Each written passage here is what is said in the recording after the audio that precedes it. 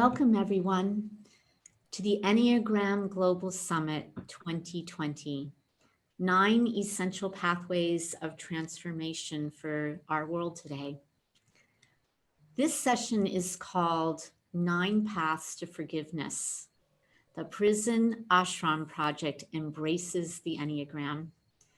And I am so delighted to have as our speakers and faculty Sita Lozoff, Chris Canfield, and Kate Finlayson.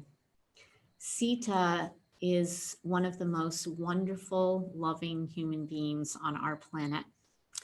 She is the co-founder and spiritual director of Human Kindness Foundation and also the co-founder of the Prison Ashram Project, which began in 1973, supported by Ram Dass. And we'll say more about that in a little bit.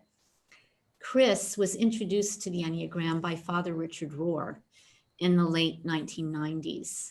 And through work as a volunteer in prison, he came across the Human Kindness Foundation, where he now serves on the board. He is the recent author of the book, 9 Paths to Forgiveness, Understanding Ourselves and Others.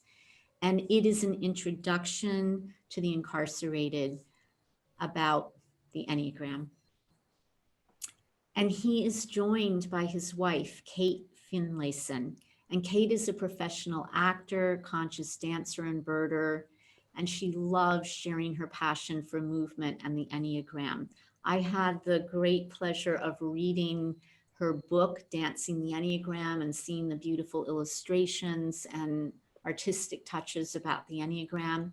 She created Dancing the Enneagram play shops to bring a joyful and educational experience to move through all 9 types with compassion.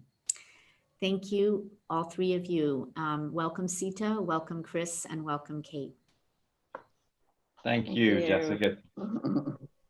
Well, Sita, let's begin with you, because you were there at the beginning. I think it would be wonderful for the Enneagram global community to hear about some of the ways that the Enneagram is supported through many different connections and networks. And this story begins back in 1973 with a spiritual teacher of yours and Bo Lozoff's, which was Ram Dass. So tell us just in a few minutes, like how the Prison Ashram Project began. Well, that same year in 1973, our brother-in-law, Bo's sister's husband, got a sentence of 12 to 40 for smuggling a great deal of marijuana. And we went and visited him. We went to the federal prison in Terre Haute, Indiana. It was our first time inside a prison. And there was something about that visit that touched Bo in a very deep way. And on the ride home, he said, I know I have something more to do with people in prison. I don't know what it is. And that very same year, we actually read Ram Dass's Be Here Now, invited him to speak at Duke University in Durham, where we lived. And he came down and he said, you know, I've been putting copies of Be Here Now in prisons all over the country. And people are starting to write back to me. People inside prison are starting to write back to me. And I'm feeling a little overwhelmed by it.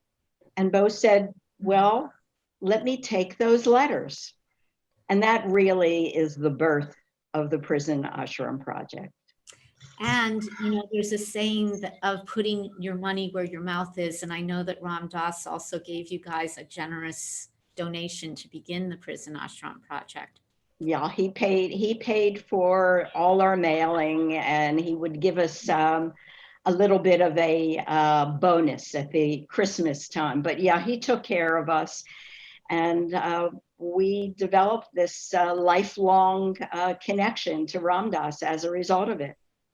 And it also started a wonderful tradition, Sita, that I think is a great example to people, that Human Kindness Foundation has, ever since that first donation from Ram Dass, always just trusted and had faith in the donations of individual people, You guys haven't like gone after any funding or, had to give yourselves away in any way. You've kept very true to purpose. And there have been countless individuals throughout the years that have donated to this really worthy cause. It's really exemplary.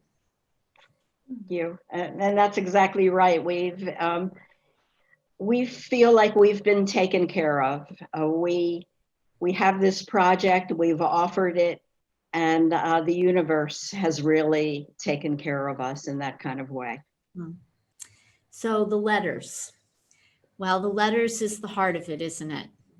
There are so many people on this planet that read those letters between Bo Lozoff and the prisoners, and then between you and the prisoners, and then other people that have, come on to help that I'm sure we'll be talking about. But initially it was you and Bo, and those letters, Sita, got through to people whose hearts were so hardened against many other human beings, especially people who were labeled as criminals. And really, I think I will never forget. I just want to give my own personal part of this story. It was my birthday. I was in Laguna Beach. My brother was always a little bit ahead of his time. And only the first edition of We're All Doing Time had come out. It was the original copy. And I'm standing on the beach in Laguna Beach. And my brother goes, here's your birthday present. And he said to me, this guy's the real deal. And my brother, as you know, Sita, it changed my life. I brought that book into all of my spiritual classes. I had students imagine that they were writing to prisoners. Some of them went on to do prison work so that they could open their hearts in the unique ways that the Prison Ashram Project invited both the people inside the bars and outside. And as Bo said, we're all doing time, which will bring us to the Enneagram later. But anyway, that book changed so many lives. The letters changed so many lives. So you've been involved in that letter writing now for 40 some years. You've gone into prison many times with Bo and without Bo to teach, to meditate, to sing with the prisoners. You guys have given out over 100,000 copies of We're All Doing Time completely for free, plus the ministry. 500,000. 500. A half a million copies in print. Amazing. I know. And with all of that and the impact that you've had, because there are many people inside that say that that book and the letters from you guys saved their life. With all of that, one day you came upon the Enneagram. And now we're here to talk about why this is a whole new phase that is happening for the Prison Ashram Project. So tell all of us, how did you come across the Enneagram? And why did it have such a big impact on you to the point where it would be the first book outside of the traditional, teachings that were coming through Bo and you that you would bring into the prisons?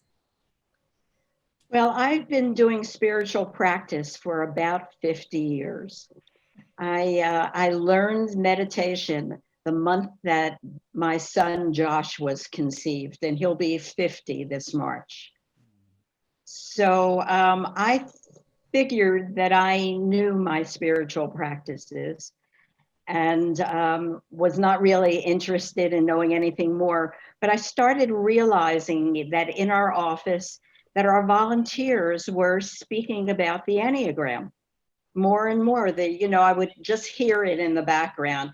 And I just figured this wasn't for me, really, because I already knew what I was doing and I was comfortable with my practices. But there was one day that our executive director, Catherine, she was home and she gave me a call and she said, you have to come over here and hear what I'm hearing. And it was Richard Rohr's audio tapes of Naming Your Illusion. And I listened to it with her and it blew my mind, Jessica. It just blew my mind. And I think I knew from that day that the Enneagram was going to be an important piece of my puzzle. You know, that it was there and it connected me, and it has been since then. That's more than 10 years ago. Mm. And it has stayed. It has stayed. And so can you say, Sita, what it is that got you to thinking that, hey, this would be totally useful for the prisoners? Because again, you were having such impact already just from, Bo's words of be love, all those t-shirts, Right. love, and just all the ways that you guys talked from a place of being love in every moment, not pulling any punches, really being forthright and out there about the ways that people needed to change, and it was working. And yet you have felt the need to bring in the Enneagram. So what's the calling? What do you think is how is it gonna make a difference? Well, I think that in the same way that it was the missing puzzle piece for me, that it can be for people inside as well. I mean, we've got these wonderful books on spiritual transformation, but there's some kind of link that the Enneagram bridges. There's something that the Enneagram does that I feel will be very useful to people inside struggling with psychological things as well as spiritual transformation. It can be a bridge. And that's my hope, is that it will be that bridge. So in comes the idea of writing a book for the prisoners that again can be given away for free. And one of the beautiful things I find about this is that there are more and more, as you know, there are various Enneagram teachers, and including the Enneagram Prison Project, which we'll be hearing from in this summit right after this, where they actually go into prison and work with the prisoners. And getting permission from prisons is, as you know, a big deal. And there are millions of incarcerated people, and it will be some time before every prison has an Enneagram prison program inside it. So the notion that these people on the inside could receive these books for free. And then I think you guys are even going to develop a correspondence program with them in the same way that you've done the letters. Just I'm so eager to hear about this. So Chris Canfield, you are the author of this book that the Human Kindness Foundation is going to use. Can you tell us about your story of how this happened and what your vision is here? Sure. Thanks, Jessica. I went into prison myself and worked for almost a dozen years. And part of that was leading yoga and meditation, where I discovered the books of Bo Lozoff, and that the Human Kindness Foundation was in my own backyard. So, that link had been established here for me, and I value the chance to be in person and work with those who are incarcerated. And so what the Prison Enneagram Project and Susan Olesic are doing, that's invaluable work. But the model for HKF is really about trusting that through the mail, that we, with the right kind of guidance, can offer people the chance to do their own spiritual growth, however far that takes them, maybe link them up to more intensive, dedicated resources, and trusting that there is an inner guide in every person who really can help that person make that transformation with others' help. So our model is not that we could replicate people being directly in institutions helping, but that through our 40,000 person mailing list, that we could actually have a broad spectrum impact. Now, I agreed with Sita and Catherine and all the staff that this was a necessary bridge and link for those who are on the path of spiritual transformation. It has been for me and my wife, Kate, incredibly important personally. And I think we also saw in the letters that we received, and I've done some of the correspondence as well, that like all of us, people inside were making the leap into their spiritual path, bringing with them all of the psychological baggage that all of us have when we begin that journey, but without necessarily the tools to know how to to work with those realities, the imprint of their ego and their personality structure. So who was going to write this book? We brought together the ideas for what the book needed to be. And we said, it needs to be really simple. So much of us involved with the Enneagram, we read deeply at what I consider to be a graduate school psychology level. The intricacies are there, and I love the depth of the Enneagram, but that's not where people want to start. I think the other thing we talked about was it needs to be relevant to those who are incarcerated. And I have read, dozens of books, as many of us had. The examples are always about you're at a cocktail party, you're somewhere. It's very, frankly, white middle class. So we wanted something that was more accessible and relevant to those who are inside. And we also realized that it needs to be brief. Many of us have very thick volumes that we peruse over and over again. The Wisdom of the Enneagram is one of those well-worn ones in our house. But we have something here that's, if you look at it, this book is, 75 pages or less. It's a very simple introduction, and it's called 9 Paths to Forgiveness, Understanding Ourselves and Others. We did not even want the word Enneagram in the title because we didn't want to put people off with something that sounded esoteric or intellectual. We want this to be about the fundamental concerns of people who are incarcerated. And through those letters that you talked about, and I don't think anyone's read more letters from inmates alive today than Sita Lozoff. But through those letters, we understand the deep pain that resides in people who are incarcerated around the issue of forgiveness and the difficulty in finding a path to figuring out how to be forgiven, to forgive themselves, and to forgive others who they know had an impact on their lives and why they were incarcerated. So that became the structure and the framework. Frankly, we sent this to Father Richard Rohr, and I learned from him in 1995 about the Enneagram. I was in his first men's retreat in 1996 at Ghost Ranch in New Mexico. So I've been doing men's work. That's actually what got me to volunteer in prisons. That was the scariest place I could think of to face my demons as a male who was trying to help other men. So there's a great irony in the fact that he knits us all together here.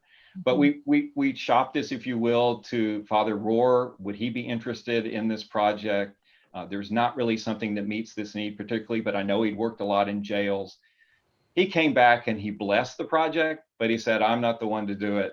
No one's probably written more books or had more demands to write books than Father Richard Rohr.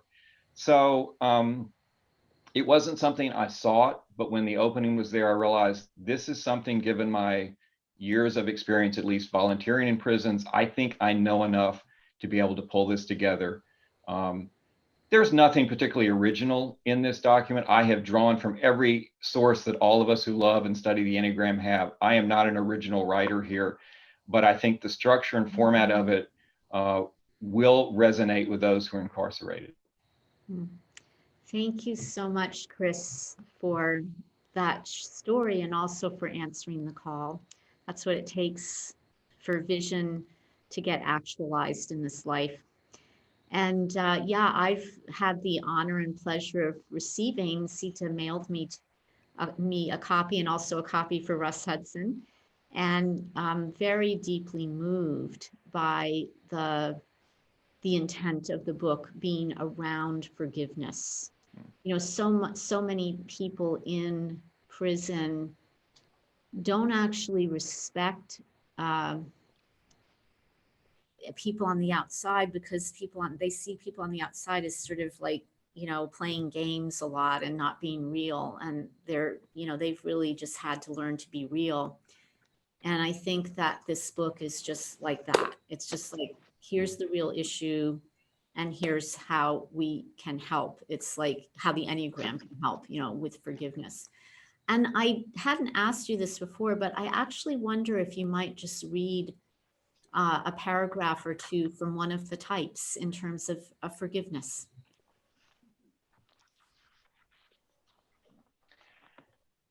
Dare I read the two? Yes. Is that okay with the audience collective here?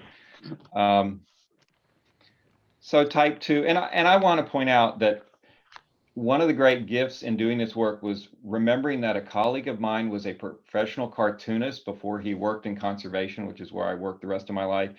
And when I asked him to do illustrations for this, because illustrations were so crucial in We're All Doing Time, to me, the cartoons in that book are what set it apart along with the text. So we wanted to bring that forward into this book, but I didn't have that talent and he did. And so every single type has a particular cartoon in the setting in prison, whether it's the visitation room or the TV room, or doing in the chow line or in a GED class. So the illustrations come with each of those. So type 2, the helper.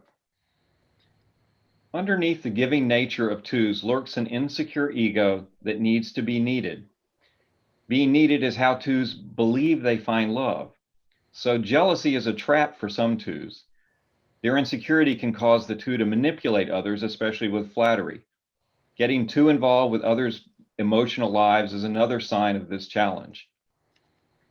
We go on and talk about the challenges for self-forgiveness, because so much of the 2's image depends on being seen as unselfish, generous, and thoughtful. Admitting to the darker motives of the personality can be very difficult. In the 2's universe, thinking about one's own needs and admitting to pride ends the chance of being loved. And likewise, we talk about how forgiving others can be a challenge, because while 2s appreciate that they get feedback for being needed, the other hand of this is that they try not to be needy themselves and deep down feel superior to those who do need them. Forgiving others for being human and needing support and help requires 2s to also admit their own needs and to stop shaming themselves for having needs. And we offer practices for 2s. We talk about journaling so that 2s can reveal to themselves their own deeper motivations rather than what seems to be on the surface. We talk about becoming aware of pausing before responding with a yes, I will help you sort of answer. We talk about the fact that this practice will help bring a 2 back into balance. A 2 who embraces the balance of giving and receiving becomes a true helper to everyone. Thank you so much. So either Sita or Chris, can you just say a little bit too about when the book is going to be available? Because not only, people who are listening should know that they can actually write directly to Human Kindness Foundation themselves or call and let you guys know of the need of a particular prison or jail or particular person incarcerated. So when is the book going to be available? How can people support the project? And then also, is there once prisoners start reading these books and they have questions and want to start processing, what will happen with them being able to reach out? So Sita, why don't you start with, when will the book be available? And the book is available now. It's on our website and is available to anybody who wants a copy. I didn't even tell Chris, I'm starting to code for prisoners. They don't even know about it, but I know who needs the book and who doesn't. But our newsletter is coming out the beginning of December. And there's an invitation in the newsletter to people in prison to write us for the book. And for people who are not in prison, they can go to our website and they will see it listed there, and they could buy it in that way. But I just talked to my dear friend, Tall Tom Dodson, who wrote the introduction to this book. He was in prison for 34 years and discovered the Enneagram because I kind of pushed it on him and said, I think you need this. And he told me that he's willing to start corresponding with people who have gotten this book and who want to get a little deeper, who want to ask questions. So he's open to doing that. Beautiful. Anything that you want to add, Chris? Yeah, one of the themes for me in this book is to experience all of the energies. There's no test in here about which type am I. We emphasize over and over again that to have true forgiveness for yourself and others, you actually have to appreciate everyone else's viewpoint as well as discovering your own, at least as the starting point. And I just want to say that for me, the more I sit with the Enneagram, the more myself I feel all of the energies of the types flowing through me. Frankly, I am a 1. That is my dominant type. I know what that means. That's my home base. But I feel that. And for me, I experience that most powerfully in my wife's own work, dancing the Enneagram, spending the day dancing and feeling all of those energies was a powerful experience and shaped the way this book turned out. Yes, you're bringing up such an important point that many teachers, a lot on the summit this year, who have been working with the Enneagram, this is more and more the orientation, is realizing how our type structure actually keeps us from experiencing our capacities in all these other areas. And that affects our capacity to grow, to create, to evolve, to awaken, to forgive. So we love that you're taking this approach. And you mentioned about your wife's work, dancing with the Enneagram. And, Kate, I had, as I mentioned to everyone, the beautiful experience of just looking at those illustrations and feeling sort of you having created this beautiful little artistic representation and depiction and transmission of the Enneagram. And you're a dancer too by trade? Yes, I am a mover. I am a Nia teacher, which is a self-healing practice that integrates 9 movement forms, 3 from the healing arts, yoga, Feldenkrais, Alexander technique, 3 from the martial arts of Tai Chi, Taekwondo, and Aikido, and 3 from the dance arts of modern, Duncan, and jazz. And ironically, they all fit with the 9 types. And that's really, I was in an Enneagram workshop in Louisiana in 2013, and sitting in a chair as a mover, sitting in a chair and listening and learning about the types, my body, because the Enneagram is really centered in the belly, the heart, and the head, my body wanted to move it. And that's really where the seed started. And we moved back to North Carolina the next year. I signed up at the Enneagram Institute to do part 1 of the training. And I did that from 2014 until I did my master class, the last one, the master class with Russ Hudson in, 2018. And I am ready now to bring this with the encouragement of a lot of my friends in the Nia movement world, and started those play shops integrating the Nia movements, these movement forms, with the Enneagram in a way to show how we're all of it. We have that starting point, but we have the capacity to rise in our movement, to feel the power of the 8, to feel the grounded peace of the peacemaker, the type 9, to feel that loving connection of the type 2, to feel that jazzy part of us that's type 3, to go to that free spirit of the 7 and have that lengthening and stable alignment of type 1, etc. You get the picture, right?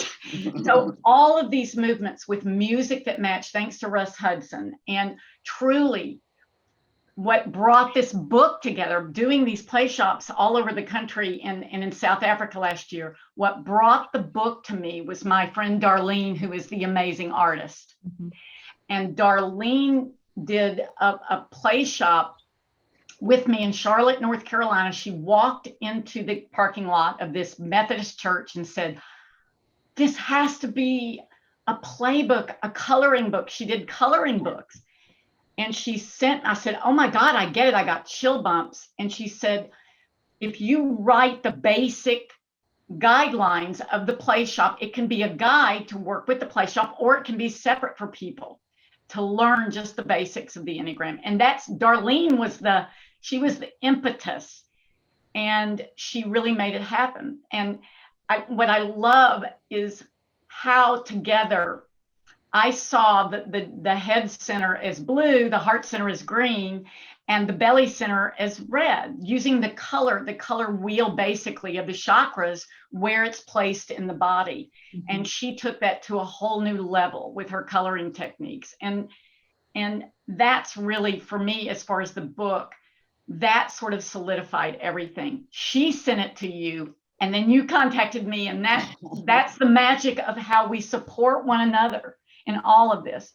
And had Chris not brought it to me, and had I not read We're All Doing Time, which part of that is what took me to the realization that even with the therapy, the 12-step, all the healing work I'd done for myself, that there was a part of me that was caught in the prison of my own ego. Mm-hmm. And when I discovered what type I was, and I told him, he'd been, doing Enneagram work for, 10, 15 years at that time. When I finally realized what I was, that was the beginning of the real deep growth in our marriage and in what love is. And it's what I feel about the whole world right now, is that capacity is endless. Mm. Yes. That capacity is endless, and it is beautiful the way not only that we are recognizing and coming together, but like even the book, it kind of takes down the siloing of even disciplines, like what does jazz have to do with, qigong or whatever. It's just like it's taking down, and that's what we need to do so much of in the world, and that's what you're describing in your marriage. So with the self, with our intimate relationships, and with the world, the experiential learning of these things, as well as the knowledge and the emotional connection with them, are so important. And I think that you said that, Chris. You said that it was really an important part of your transformation to have that more experiential piece that came in through your relationship with Kate.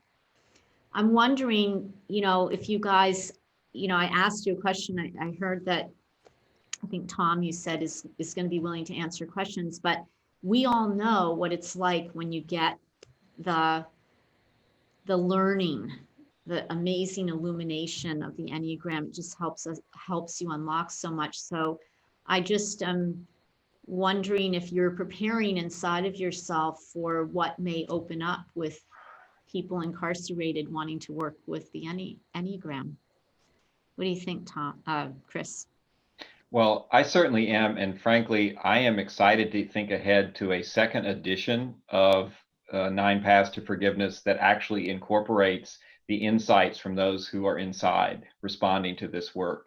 Because frankly, I'm making a lot of guesses in writing this. I have not lived, I don't have their same lived experiences. So I'm looking forward to being informed by their letters about how they work through this process. And likewise, I don't have all the answers for them, but I'll be glad to direct them to resources as HKF has done for its entire history.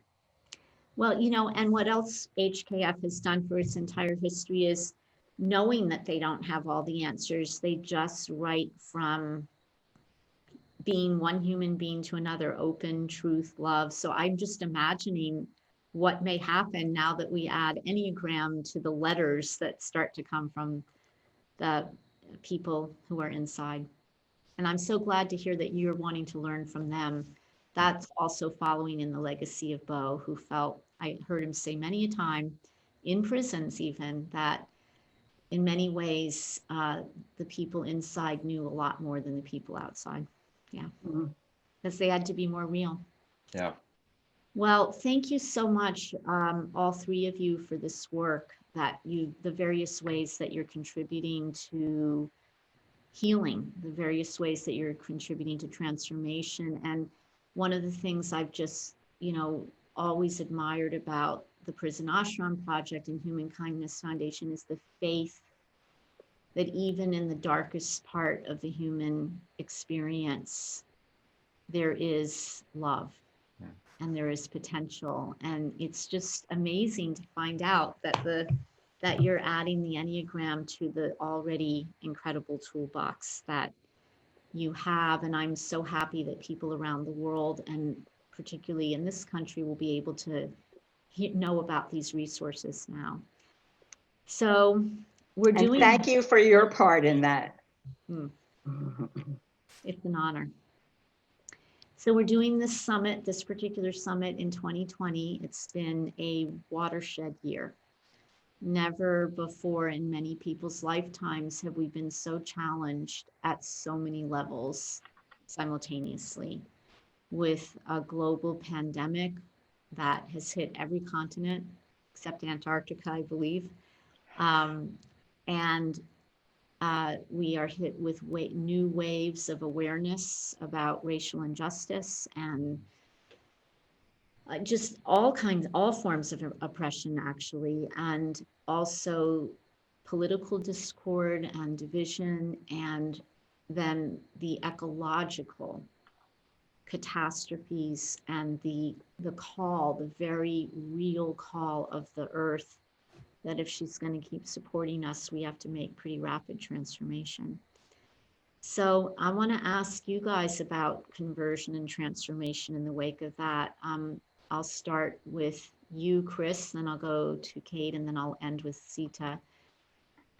In the wake of all of that, what have you noticed about your own type that has reacted maybe with some characteristic fear or contraction or just unconscious habit? And what have you noticed about your own type as a gift that has helped you and your loved ones and maybe the world?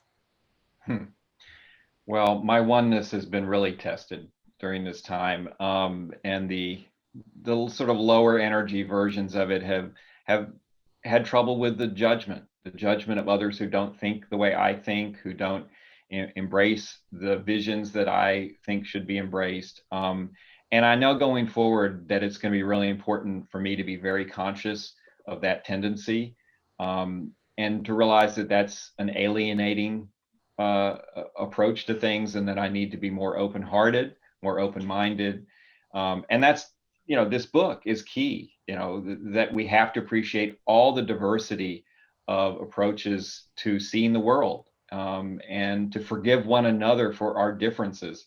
So I think the strength of my type in this realm has been I still am able to cobble together in my head a vision for what the world could be. And that gets me through. I see a vision of a more open and accepting and loving and more racially equal and embracing world. And again, in this book, it was important for us to have illustrations and examples that crossed racial lines, crossed ethnic lines, so that everyone feels that there's a place for them in the Enneagram, that it's not just a sort of one culture point of contact. Yeah, and I want to say that we really appreciate that, especially in this summit 2020.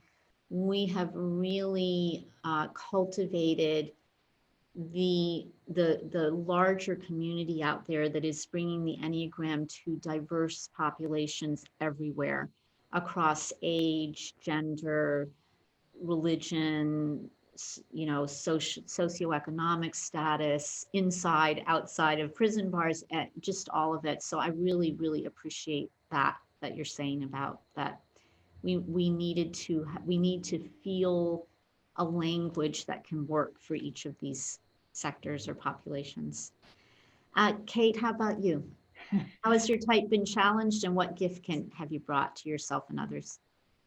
I feel, the combination of the 2016 election and then this last year with COVID, it's my biggest fear as a type 7 is to be trapped and be in pain.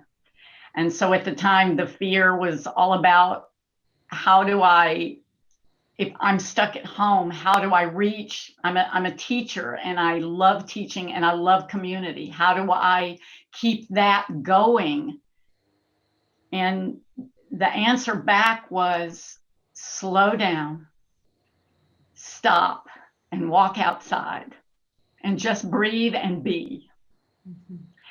And from the very beginning of this, I'm grateful for the Zoom and that I can still Zoom my classes. But what I have, instead of manically driving to many locations to all, is to simply be here now with Chris.